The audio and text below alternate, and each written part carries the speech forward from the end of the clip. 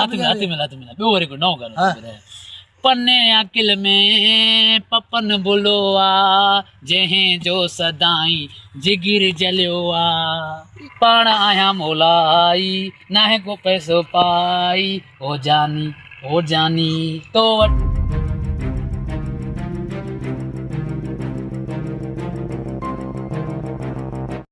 वाह से उस्ताद शमन मीरा जो गानो आ तो वट रोज ईंदा हूँ ओ साकी तो वट रोज ईंदा हूँ ओ साकी वाह उस्ताद शमन मीरा जो गानो वाला आया थी तो वाह जो भी गानो लोगो तो वट रोज ईंदा हूँ अज वरी अची वियो वाह तो वट रोज ईंदा हूँ हथो खाली छो ईंदो वा काशे वटियूं छो न ईंदो वा ओ साकी पाण आया मोलाई नाहे को पैसो पाई हो जानी तो वट रोज ईंदा हूँ तो वठण ईंदा हूँ वो भी हथ खाली तू ईंदो वा छो ईंदो वा नको खंड वठी ईंदो वा रुगो हथो खाली भगो ई बीठो वा पैसा नाहिन को पाई किस्त भी बेनदर जी बंद करे छड़ी तने जान जो भगो बीठो हथो खाली ना अटो थी ना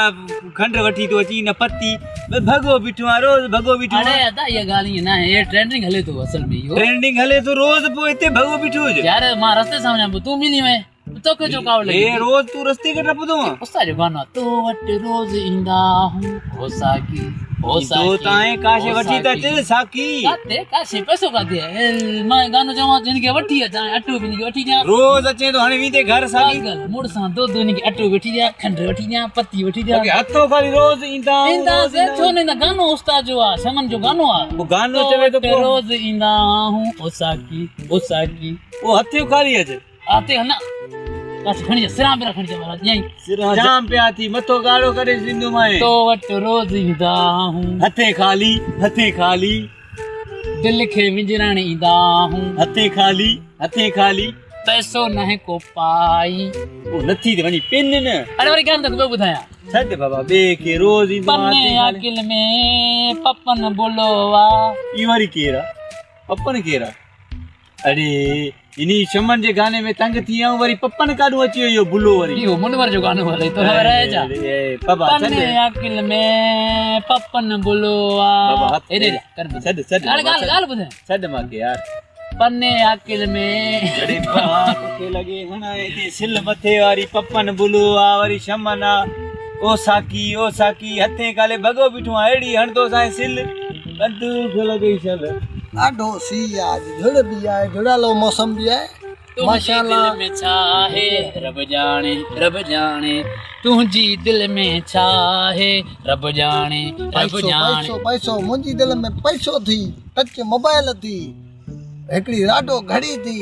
घणा आई न काथे हुकुम तो कर न अति काथे आई न दिल में पूछा के ना बाबा ए गानो चवा मां यार गानो चवा तुझी दिल में छा है रब जाने मुंजी दिल में मोबाइल पियो वरी कैश पैसा आहिन राडो घड़ी आहे बस पागल ए गानो चवा तू वरी खुश थी मां डेढ़ तो गया अरे तू जे चवे तो तुंजी दिल में छा है समझ जो गानो हले तो तुझी दिल में छा है रब जाने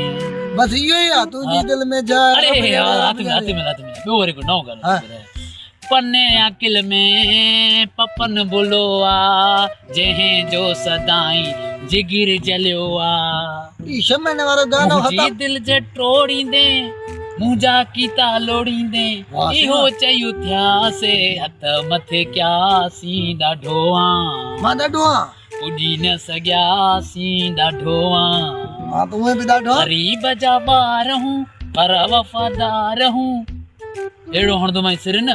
यो गानो याद करे छल जाए मने ये गाने में सिर नथी माई पाण चयो मासी ये तू है ना शमन जो गानो खत्म न थियो और पपन बुले जी ए आजकल ट्रेंडिंग हले थी यो बस छड़ो ही हुआ बस पपन बुले